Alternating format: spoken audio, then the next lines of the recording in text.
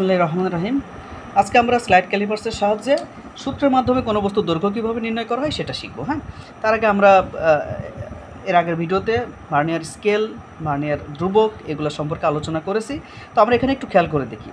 আমরা এটা বলেছিলাম মূল স্কেল।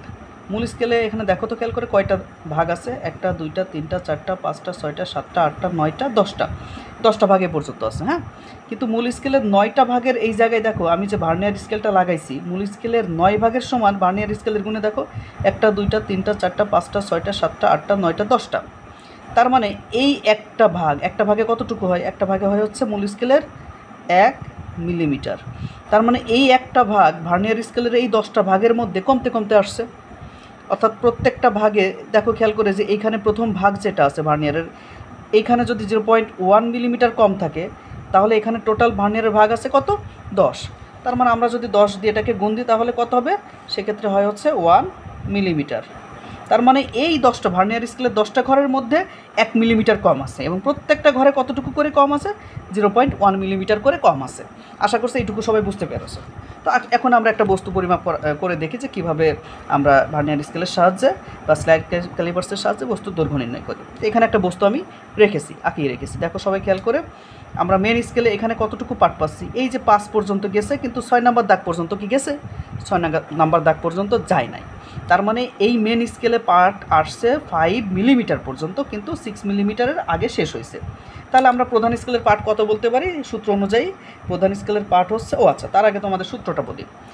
এটার সাহায্যে দৈর্ঘ্য নির্ণয়ের সূত্রটা হচ্ছে এল সমান এম প্লাস ভি ইন্টু পিসি। আচ্ছা, এম যেখানে হচ্ছে প্রধান স্কেল পার্ট, একটু আগে আমি সেটা বললাম কত? 5 মিলিমিটার। সেটা কত বললাম? 5 মিলিমিটার। আচ্ছা, এবার যেহেতু 6 মিলিমিটারে যায় নাই, আমাকে এখন দেখতে হবে যে 5 মিলিমিটারে যাওয়ার পরে ভার্নিয়ার স্কেলের কোনো দাগ মূল স্কেলের সাথে মিলছে কিনা। অবশ্যই মিলবে। সেটা কত নম্বর দাগ মিলছে সেটা আমরা খেয়াল করি। প্রথম দাগটা কি মিলছে? তোমরা যদি খেয়াল করে দেখো, না মেলে নাই। দ্বিতীয় দাগ মেলে নাই, তৃতীয় দাগ মেলে নাই, চতুর্থ দাগটা খেয়াল করে দেখো, এই যেটা মিলে গেছে। তাহলে কয় নম্বর দাগ মিলছে? এটা 4 নম্বর দাগ মিলে গেছে। তাহলে এই যে দাগের সাথে মেন স্কেলে, ভার্নিয়ারের যে দাগের সাথে মেন স্কেলের দাগটা মিলে যাবে সেটাকে আমরা বলবো হচ্ছে ভার্নিয়ার সমপতন। সেটার মান কত? 4। সবাই বুঝতে পেরেছো আশা করছি।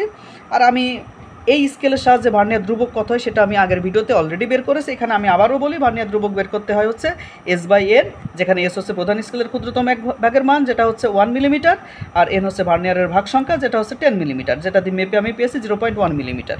যদি এখানে ভার্নিয়ারের ভাগ সংখ্যা 20টা হতো তাহলে আমি এখানে 10-এর জায়গায় দিতাম হচ্ছে 20। আশা করছি বুঝতে পেরেছো।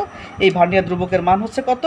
0.1 মিলিমিটার। তাহলে এই সমস্ত তথ্য যদি আমি এই জায়গায় বসাই, এম এর মান কত পেয়েছি? 5। এম এর মান পেয়েছি 5। ভি কত পেয়েছি? ভার্নিয়ার সমপতন 4। আমরা ভার্নিয়ার ধ্রুবক কত পেয়েছি? 0.1। তাহলে এটা 5 প্লাস এটার সাথে গুণ করলে 0.4 হয়, তাহলে যোগ করলে হয় 5.4 মিলিমিটার। তোমরা একটু খেয়াল করে দেখো তো, আমরা এই যে মেন স্কেলের সাহায্যে, আমার হাতে একটা মেন স্কেল আছে, বা আমি এখান থেকে যদি স্লাইড ক্যালিপার্সটাই দেখাই, এই যে মেন স্কেলের সাহায্যে এর ভেতরে যে সূক্ষ্ম দাগগুলো আছে, এই দাগগুলো দিয়ে তো আমরা মিলিমিটার পর্যন্ত মাপতে পারবো, কিন্তু দশমিক মিলিমিটারের যে ক্ষুদ্র ভাগ সেগুলো কি মাপতে পারতাম না। কিন্তু দেখো এই স্লাইড ক্যালিপার্সের সাহায্যে আমরা ঠিক সেটা মেপে ফেলতে পারলাম। আশা করছি সবাই বুঝতে পেরেছো। যদি কোনো প্রশ্ন থাকে অবশ্যই আমাকে জানাবা, আমি উত্তর দেওয়ার সর্বোচ্চ চেষ্টা করব। ধন্যবাদ সবাইকে।